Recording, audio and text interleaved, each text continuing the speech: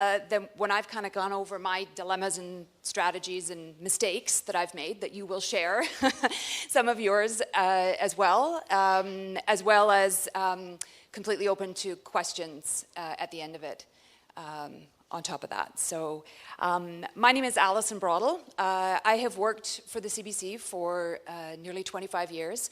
I've done, it's not as boring as it sounds, I've done probably about 15 different jobs over the course of the time that I was there. I started out in radio, worked in television news for probably 8 or 9 years, and recently have switched over to become an executive producer of digital content at the CBC. So I'm excited to talk to you about this today.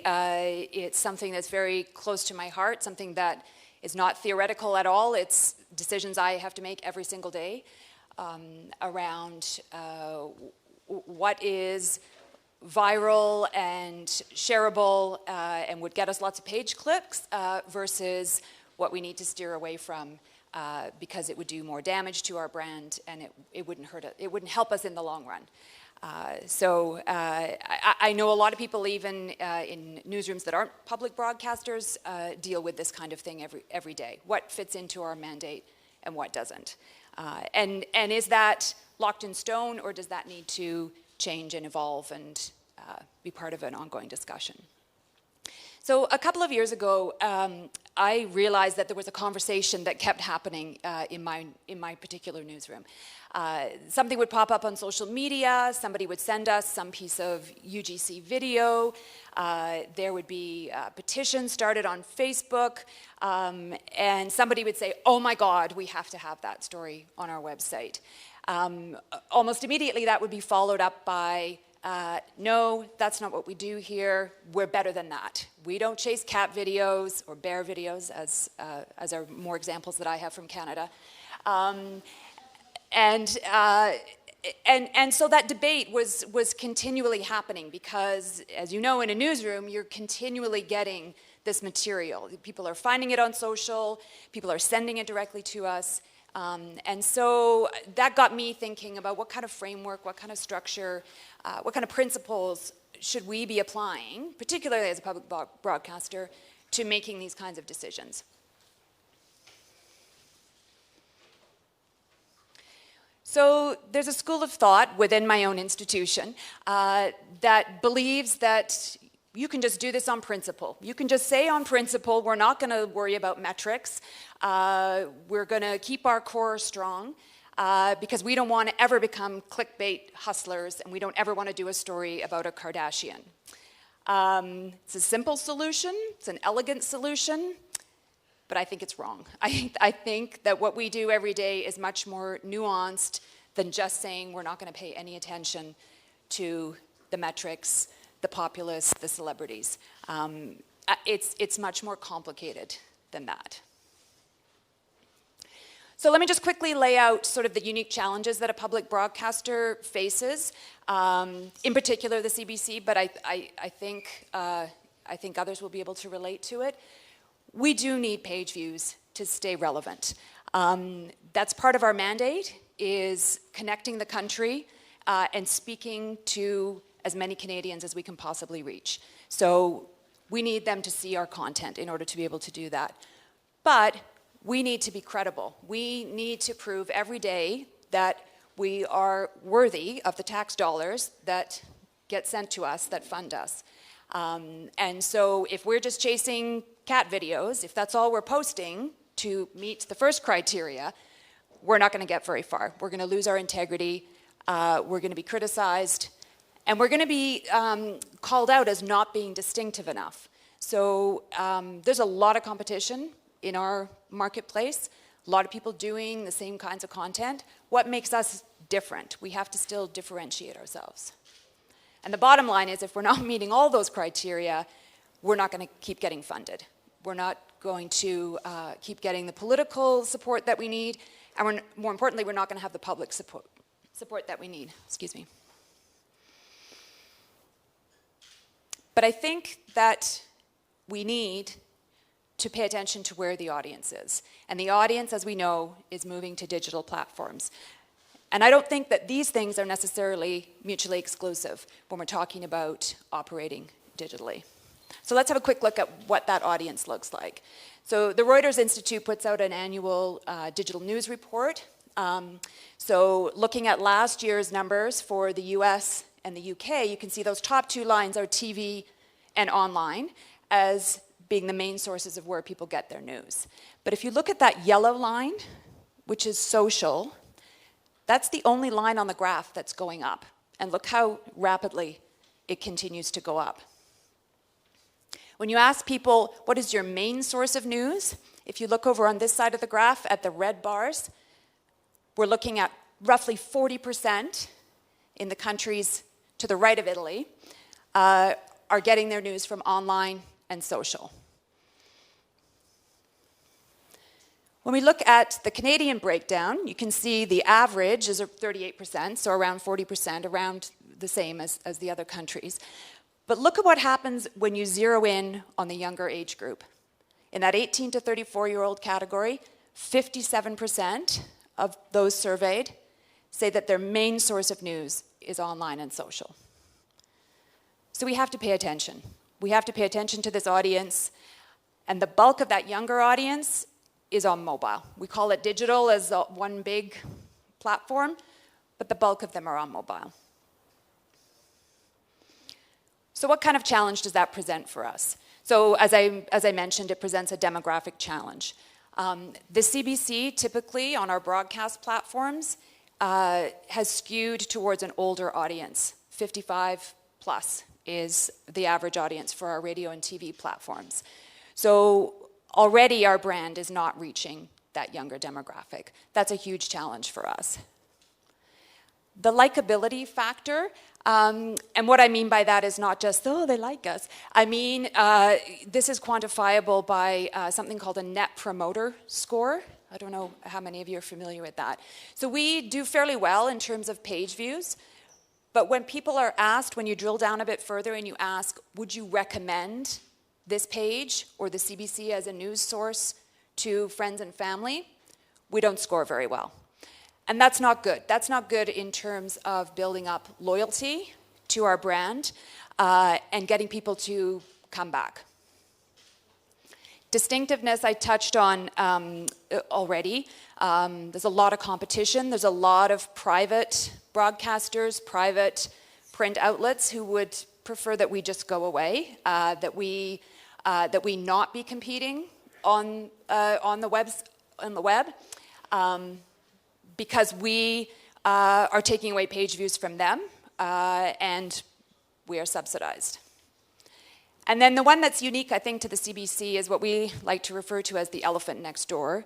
Apologies to any folks from the States, but we are very conscious that not only are we competing with our local market, we are competing with thousands of websites and providers just across the border who provide content in English, who provide great analysis, who are well-funded, and that's also something that we have to consider, particularly when we're thinking about our distinctiveness. What Canadian perspective are we offering that's different?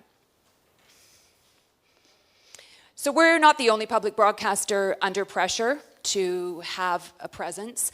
Public broadcasters are studied, scrutinized, reports written about us. Sometimes it seems endlessly. So a report done in 2014 about the BBC suggested that the BBC, in comparison to how dominant it was in terms of radio and television, was actually punching well below its weight when it came to the digital space. That legacy broadcasters, particularly large public broadcasters, are really having a difficult time making that turn, making the switch into becoming a nimble digital organization.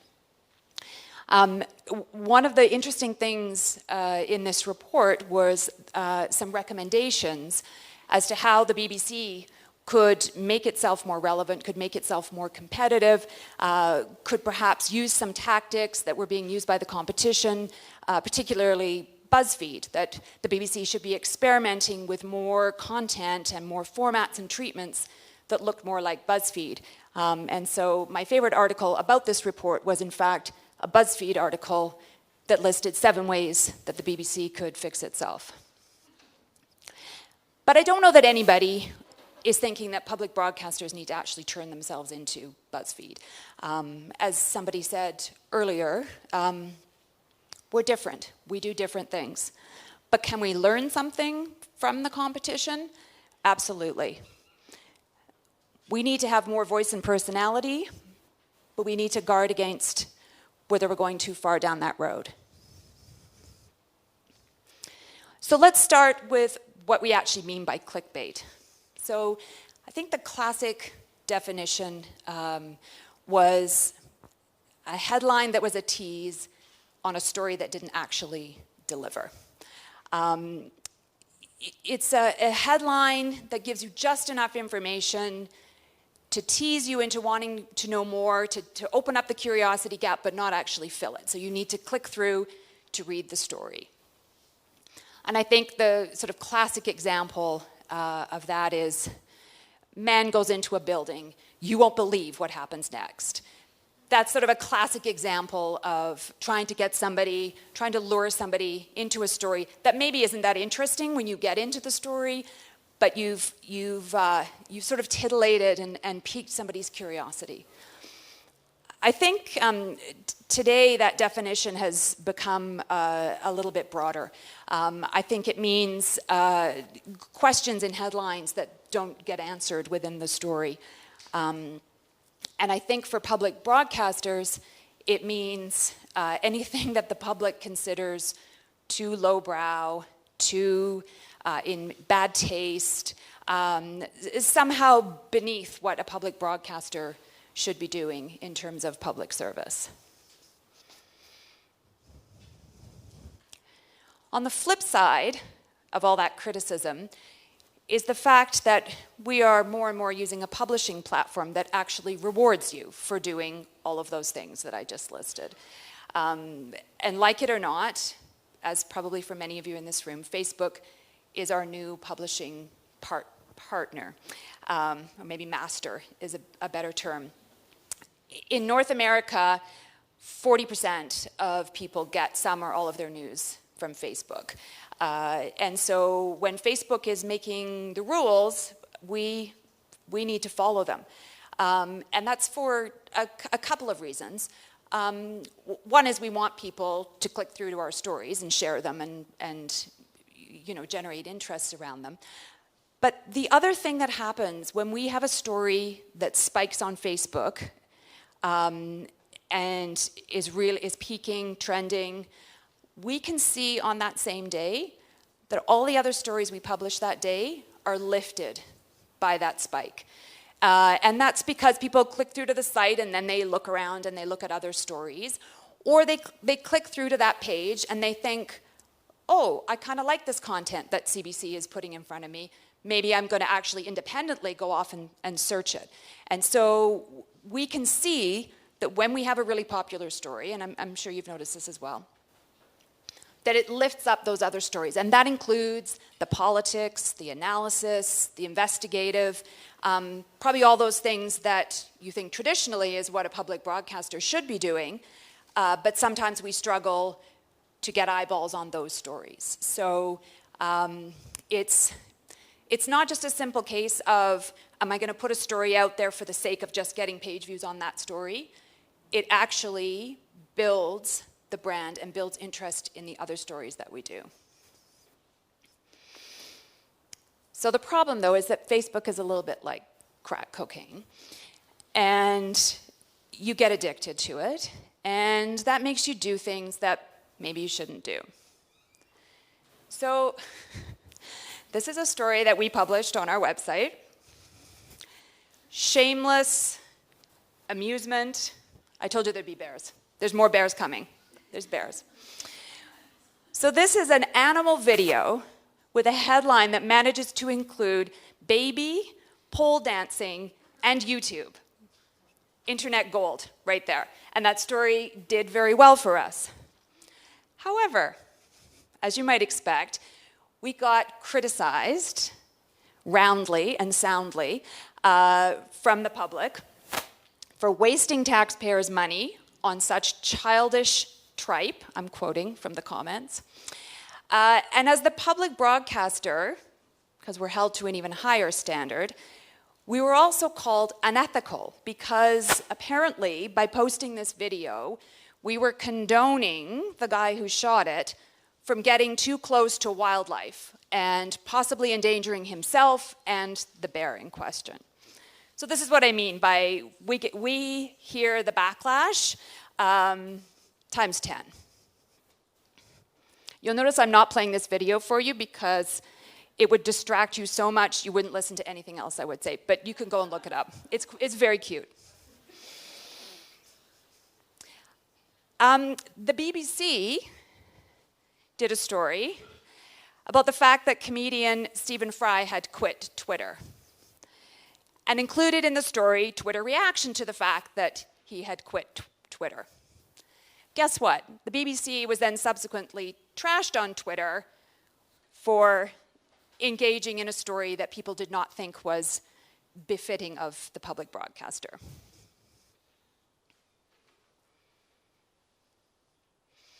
So this one is a little trickier. More bears.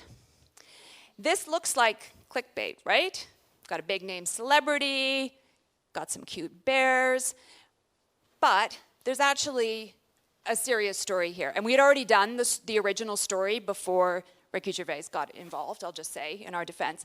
The story involved a park ranger who had come across 2 abandoned bear cubs. Their mother had been killed somehow. And so the protocol was that he was supposed to destroy the bear cubs.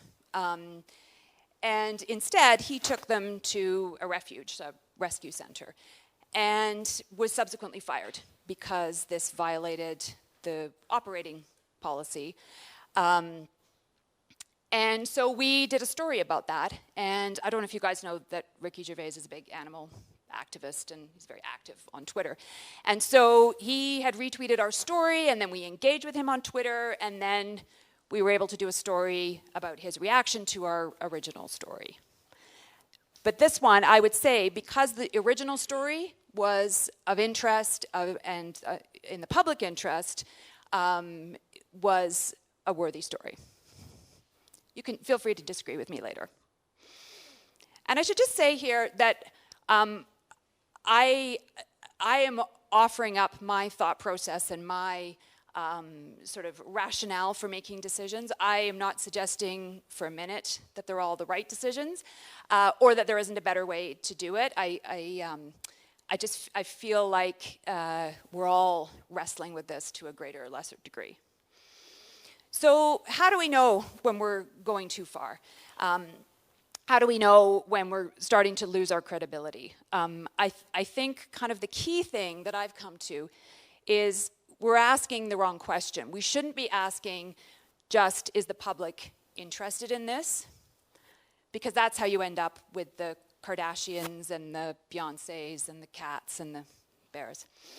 The question that we should be asking is this in the public interest? And it's interesting when you start to ask that question because there's all kinds of things that you actually might not thought of as being in the public interest, i.e. they're not big political questions or big ethical dilemmas that the nation is wrestling with. They can actually be much smaller in terms of informing the public about something they need to know about public safety. There's lots of different material that you can put into that box, but it's a very useful box to have. It at least gives you some parameters and some basis for a discussion with the person running up to you in the newsroom who thinks this video should be up on the website.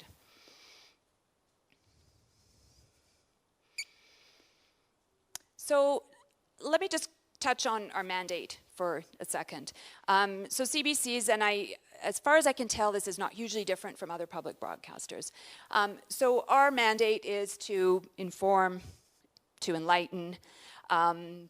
Those, I think, are a given. But we also have an obligation to entertain And the more broad one, which is to create a shared national identity, again, creates a rather large box that you can put material into. And I think even while we're trying to meet the elements of this mandate, nothing here actually speaks to format, for example, or treatment, or length of an article, or using images as opposed to using more text. I think in the past we've got hung up on informing and enlightening as meaning that everything has to be analysis, or everything has to be 1,000 words long, or has to be a 20-minute documentary.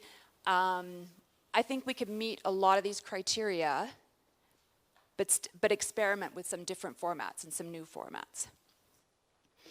So for example, this was not the only story, obviously, that we did about Syrian refugees coming to Canada, but this was a condensed, breaking down a complex subject into an understandable piece that for a mobile audience, particularly in the morning, might have been exactly what they needed in terms of getting themselves informed about what was going on with Syrian refugees coming to Canada. When we have a great headline, like Niagara Falls partially drying up, this is a factual story that delivered on that headline. I have no problem with torquing up that headline to draw people in, as long as the story backs it up. This is important information. Similarly, we've all been dying to do a Trump story. This story actually had a legitimate Canadian take on it. This wasn't just trying to capitalize on SEO. In Toronto and Vancouver, there are Trump towers. There are hotel, condo towers. And there were petitions started to try to have Trump's name removed. So this was actually an analysis piece. This wasn't just a 200-word piece. This actually was an interesting analysis piece. And yeah, the headline writer got a little carried away with the trumping of the Trumps, but playing on emotion. This is another one that there's a lot of debate over. But I think that as a public broadcaster, if we have the ability to connect people who want to help with people who need help, I think that's public journalism. That's in the public interest for sure.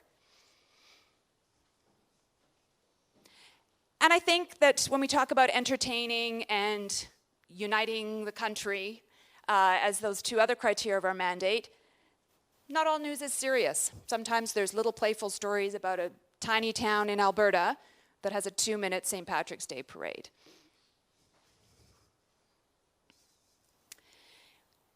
The other point I just want to make is that once we do decide to do a story about some quirky human interest angle, so this fellow in Prince Edward Island who, because we get so much snow, had to actually dig a tunnel to get to his car after one particularly bad snowfall.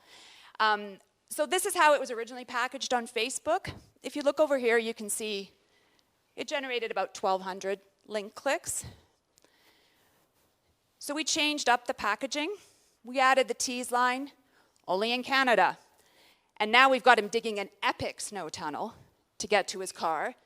Look how many link clicks got generated from this post instead, along with 90,000 likes. So I think once we decide to do this story, and it's an interesting Canadian story, we have to be more aggressive about packaging it. Why not?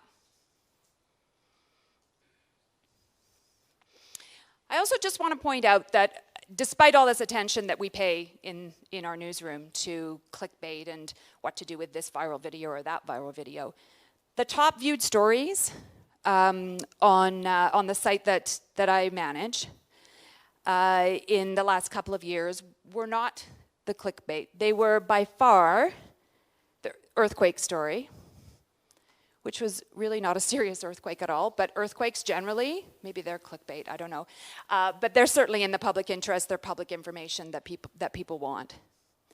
An analysis piece about immigration trends, and the top one is an investigative story that actually led to massive change in government policy. And so these kinds of stories, it heartens me every day, are the top viewed stories on our sites and the top stories that generate engagement.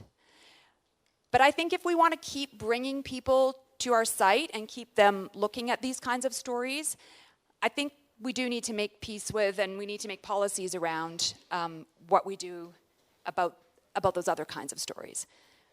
So as I said, I'm really keen to hear what other public broadcasters are doing, and keen to hear your questions for sure in just a minute, but I'll just sum up by saying that I think what we used to dismiss as clickbait can actually work in our favor if we use it carefully.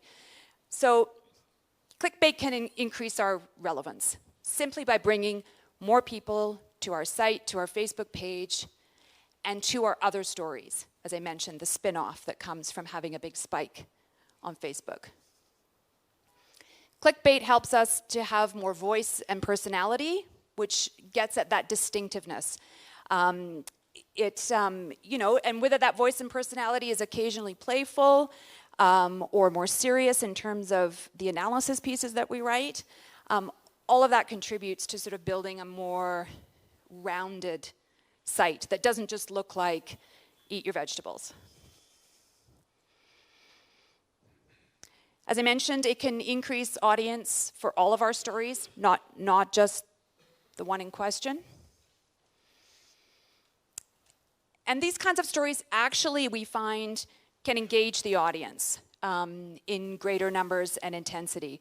And by engagement, I mean, what we see happening with the stories on Facebook and on social media in terms of being shared, in terms of comments on our own site, and in terms of the live blogs that we run around some of our stories.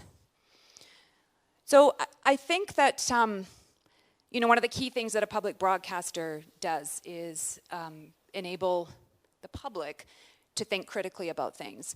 I feel like we're not doing our job if we're not also thinking critically about what content we're putting out there. I think there are lots of ways we can use what we learn from clickbait and from our competition that can make our content even better. Thank you.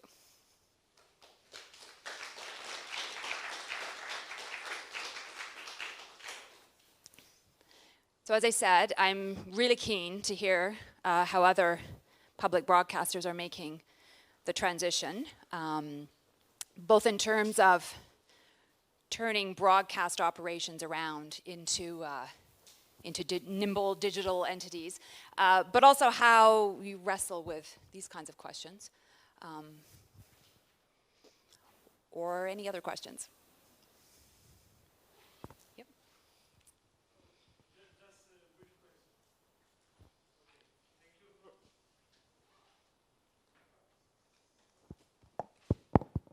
Okay, thank you for presentation. Just a brief question. If you may go back to the slide with the numbers about the reach of the post, the Facebook post, and tell us what's the average weekly reach or single post reach of your Facebook page? No. I can't. I mean, I don't know about you guys, but we consider that proprietary in some ways, right? So I'm happy to show this one as an example, but... yeah, but this may be an outliner. Of course, it has been a success, but it may be an outliner. We must talk about the average public, the audience you can reach within your publications on Facebook. No, it gives value to your page. Yeah. So I would just say that the average is somewhere between the not great performing first one and the really great performing second one. Yeah, I don't want to get too far into specifics in terms of our Facebook reach for, I mean, it's different for every story, for sure, yeah. Hello there. I'm Ezra from VRT, Belgian public broadcaster, struggling with the same kind of issues on Facebook. I can say that our reach and engagement on Facebook is actually higher than on our website, so no secret there. Which makes it also difficult, and that's my question. How do you make the mix between the links to your website and native posting? Because Facebook kind of makes things that are native posts, they come up higher through the algorithm and they're seen by more people. So how do you have a mix in mind there, or a recommendation, or? So we have just started, just this week, last week, publishing instant articles. So I think it's too early to make any comparison about that. We have been posting native video on Facebook for some time. You know, we go back and forth. We have one foot in each camp, so we are posting some. We're posting text on video a lot on Facebook. And when you post that, you can include as the last frame to read more, and you can send people back to your website. So that kind of allows you to get the best of both worlds. We do publish some native video. We also, the bulk of our posts on Facebook are link posts and photo posts that bring people back to our site. You didn't feel that by posting things natively, the traffic to your website went down by any means, or? No, we post a lot, so I'm trying to think if I can quantify a percentage that would be native versus link posts. The native posts are really a small percentage. Yeah. So I would say no, our Facebook traffic, likes and engagement continues to grow. Okay, cool. Yeah. Can I add a question to that? Just to this, is it okay? Sorry, don't want to jump the line. Hi, my name is Guido. I represent DW Deutsche Welle, Germany's international broadcaster. We have content in 30 different languages, so tons of things to worry about as well. And many things we do good and many things we do bad. What I would like to know from you, Alison, do you differentiate? Because if we talk about whether content is on your own platforms or on partner platforms like Facebook or Google, because basically, you know, there's a lot of discussion about cannibalizing your content, or are you saying, well, as long as our reach is good, I don't really care where it happens? So yes, and this, we struggle to make peace with this, right? I think, particularly when you look at that slide with the young audience that has nothing to do with CBC at the moment, that if they are seeing a little piece of us and our content on Facebook, and maybe this is a complete leap of faith, and 5 years from now you'll say, but what I believe, and where we're putting our eggs, is that exposure will eventually, hopefully, lead to developing some kind of brand recognition, if not brand loyalty, down the road. And it's interesting because, you know, we're all worried about that 18 to 34 demographic, but for most public broadcasters, even in the broadcast platforms, we tend not to get the audience until after 35, right? That's when people tend to come to talk radio, to current affairs, that's when they start to care and have a little bit more invested in public policy and the types of stories that we're covering. I think this is a huge opportunity as a public broadcaster to be reaching that younger audience, but we have to go where they are. Thank you. How does your media tackle the midterm perspective, how does your media strategically tackle the issue of being too dependent on private, capricious company that generates more and more audience for you?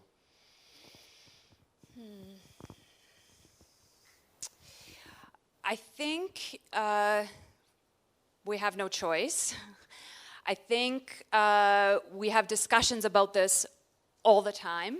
And I think, people like my colleague Neil MacDonald, who I quoted at the beginning, who thinks that we shouldn't be dabbling in clickbait at all, would have a very different view than my social media editor, who thinks we're not doing enough to be on Facebook, and not just Facebook, but Snapchat and Instagram and the other platforms where we have really only begun to start to put our content and try to measure it. So I'm not going to suggest that it's an easy relationship at all.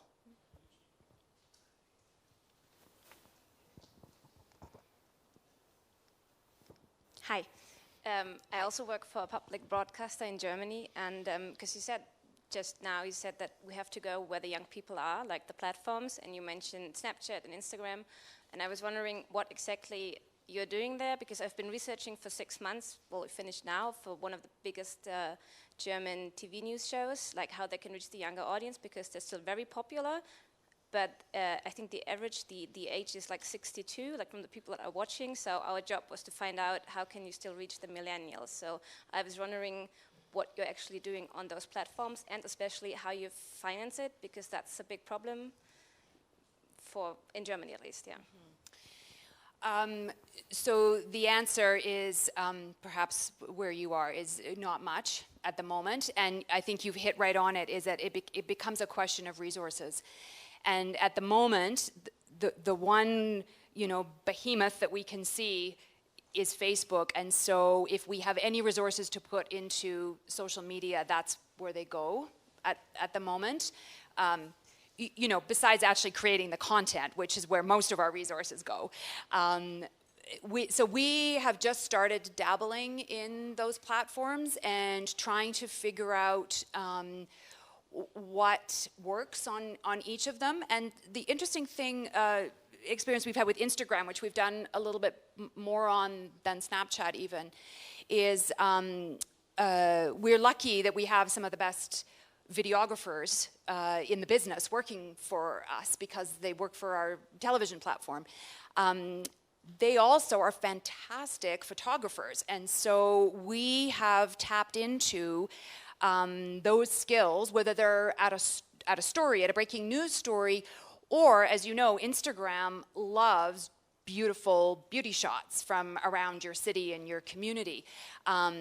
That's not news, for sure that's not news, but that is somewhere that we can see every time we put our foot in there, we can see that we increase our presence.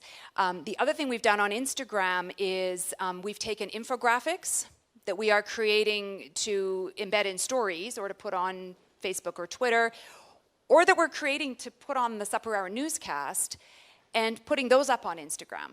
And we're just playing around a little bit with how much appetite there is for numbers presented in an interesting graphic way on Instagram. So that's the extent of that.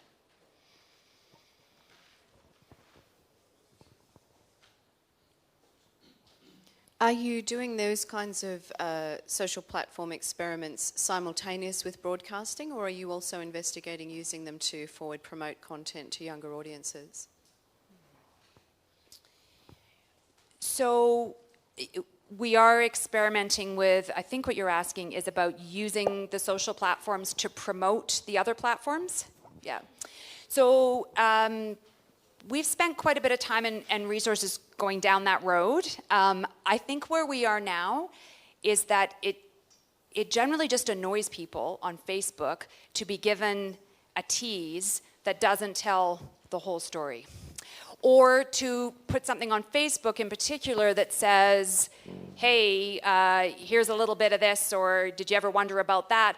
Tune in at 6 o'clock tonight to find out, does not work. Annoys the heck out of people because, as you know, it might show up in your feed at 7 o'clock, so that's useless to you.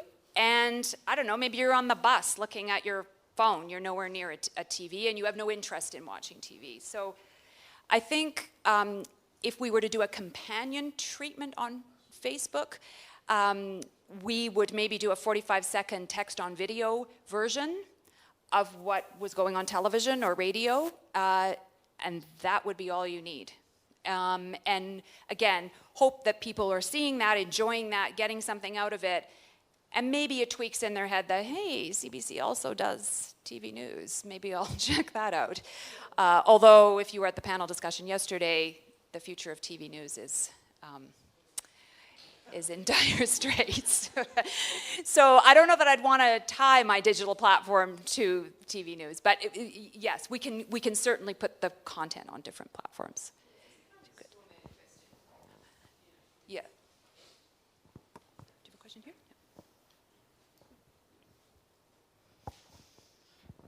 Yeah, I don't know what percentage of your Facebook posts is actually clickbaity, like as a title, but aren't you afraid that posting these clickbaity titles may deflect badly on your brand image because you get lumped in with all the other horrible clickbait websites? And I know, if I speak personally, I would avoid a clickbaity title like the plague, because usually it's useless. So that is the dilemma. I think we are getting better at selling our stories, packaging our stories, borrowing some tactics, but that don't leave people feeling cheated or manipulated or exploited in some way. I think that's what I meant by we don't want to be BuzzFeed, but if we just ignore BuzzFeed and don't even try, and I think that the best example for me was the 5 things you need to know about the Syrian refugees. To me, that was a punchy, sort of well-packaged version of that story, and as I'll repeat, it wasn't the only story we did. But I had no problem with that story because the information in it was legitimate, it was important, so why wouldn't I put a tease on it that might make you read it instead of just saying Syrian refugees are coming to Canada in record numbers? But isn't the problem in the fact that I don't know if you deliver on the promise until I click the link? So, and I don't trust clickbaity titles, so I won't even get to see the story, maybe? Maybe, but I failed to deliver on that. All I had to do is put 5 things in it, right? About Syria, right? Like, I don't know that I was promising more than that in that headline, right? Yeah. And maybe you're put off just by any title that says 5 things. Like, I know I go through phases where I cannot read one more story that is 5 things or 7 things or, right? I get tired of that, and so I think we do have to be careful not to overuse it for sure. Yeah. Thank you. Okay.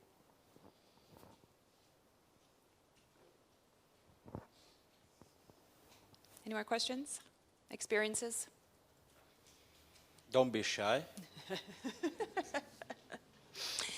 Great. Thank you very much. Thank you for coming. Appreciate it.